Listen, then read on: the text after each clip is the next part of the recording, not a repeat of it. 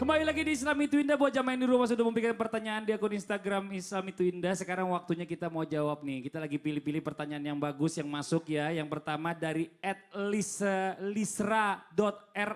Lisa, Ya. Lisha. Nih. Nih di belakang Lisa, ada juga ya. RA. Assalamualaikum Pak Ustadz, mau tanya kalau saya zakat uang ke masjid tapi saya menghadiahkan untuk almarhum papa saya. Apakah harus disebutkan atau diinfokan ke pihak masjid atau cukup dalam hati saja nih? Hanya saya dan Allah yang mengetahui niat saya. Ustadz Syam, mau izin dijawab. Yang pertama zakat itu yang wajib berzakat adalah yang hidup. Kemudian yang meninggal dunia sudah tidak wajib zakat.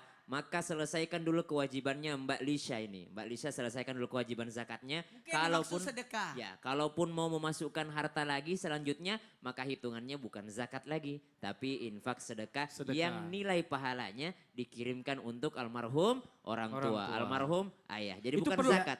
perlu dilafazkan nggak? Kalau itu tergantung, karena kalau kita kan niat kita udah saya niat zakat, saya niat sedekah, berinfak, saya minta pahalanya supaya dikirimkan kepada orang tua saya tanpa harus memberitahukan kepada pengurusnya. Karena banyak juga tapi banyak juga masjid yang melakukan hal demikian panitianya.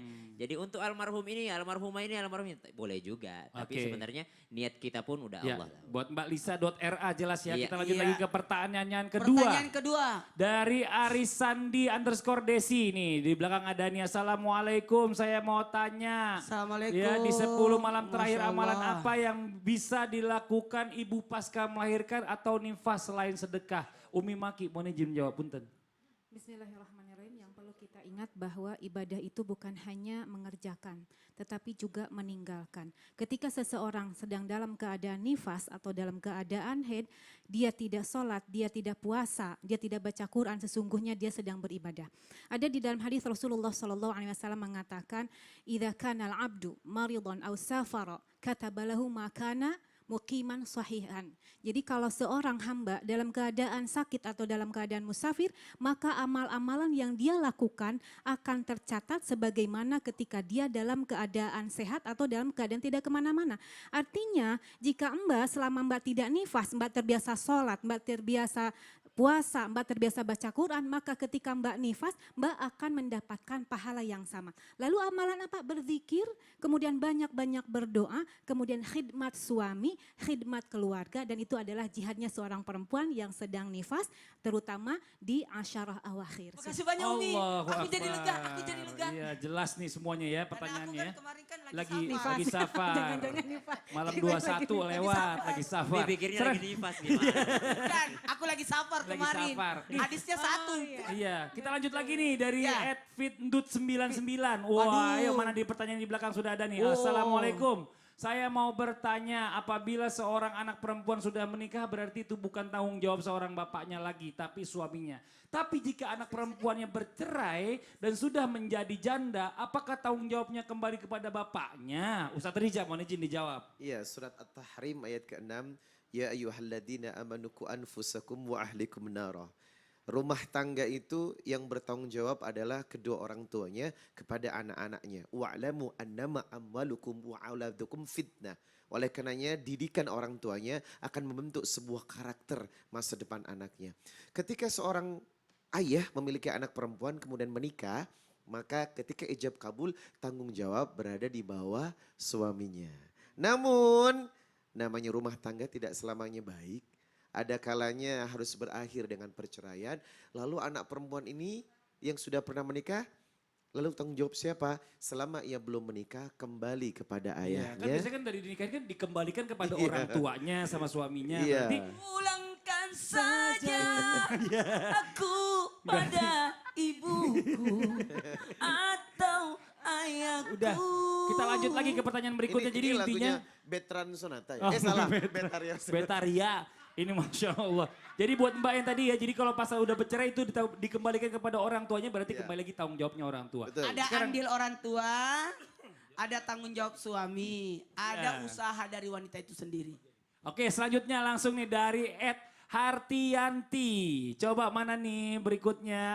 Apa yang harus saya lakukan untuk mengingatkan anak-anak agar bertambah iman dan Islamnya pada anak-anak yang sudah dewasa? Ustadz Maulana. Pertanyaannya bagus. Kita aja naik turun keimanan kita, apalagi anak-anak. yang belum labil. Yang terbalik, yang masih labil, yang masih labil. Naik turun, naik turun, naik turun. Makanya 3 yang dilakukan orang tua. Tanamkan kisah-kisah. 2/3 isi kandungan Al-Quran adalah kisah. Ceritakan kisah-kisah Nabi, ceritakan kisah-kisah sahabat, kisah perjuangan Islam. Itu dikisahkan. Jadi anak tertarik. Yang kedua, praktek. Orang tua 1000 kata 1 perbuatan itu yang menentukan.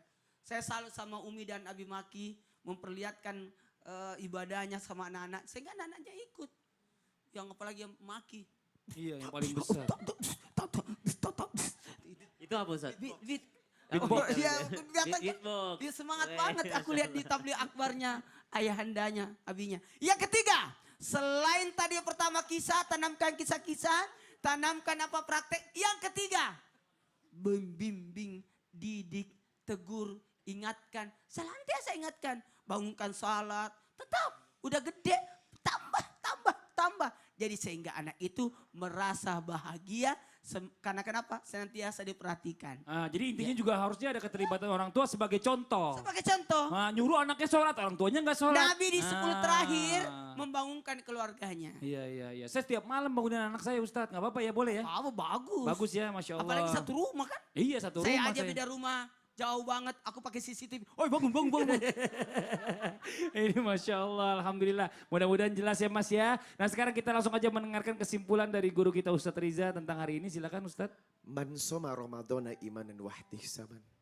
Ghufira lahu ma taqaddama min dambi. Man qama Ramadana imanan wa ihtisaban. Ghufira lahu ma taqaddama min dambi. Man qama lailatal qadri imanan wa ihtisaban. Ghufira lahu ma taqaddama min dambi. Sesak hati. Sungguh sesak. Karena Ramadan akan pergi. Sesak hati. Sungguh sesak. Karena Ramadan akan meninggalkan kita. Ya Rob, mudah-mudahan kau jadikan kami bertakwa di bulan ini. Selesai Ramadan, kami tidak sia-sia.